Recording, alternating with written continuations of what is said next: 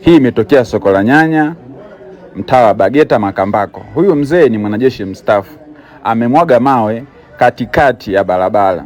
Anadai kwamba baada ya hizo fremu mpaka upande wa pagari ni kiwanja chake. Hiyo barabara imepita kwenye kiwanja chake. Kwa hiyo amemwaga hizo tofali, lengo kwamba isiendelee kutumika hii barabara. Sasa kwa akili ya kawaida ukiangalia hii barabara, unaweza kukubaliana naye kwamba hiki ni kiwanja na barabara imepita kwenye kiwanja chake. Hii barabara ina zaidi ya miaka 15. Yaani mimi nimekuwa nikiona hii barabara ikipitika. Na hapo imeenda mpaka mwishoni, imekutana na lami ambayo hiyo lami inaelekea mtaa wa Magegere makaburini. Umeona? Sasa ungekuwa wewe kiongozi wa serikali wa mtaa, ungefanyaje?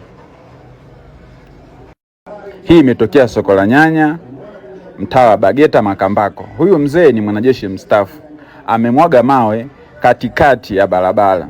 Anadai kwamba baada ya hizo fremu mpaka upande wa pagari ni kiwanja chake. Hiyo barabara imepita kwenye kiwanja chake. Kwa hiyo amemwaga hizo tofali, lengo kwamba isiendelee kutumika hii barabara. Sasa kwa akili ya kawaida ukiangalia hii barabara, unaweza kukubaliana naye kwamba hiki ni kiwanja na barabara imepita kwenye kiwanja chake.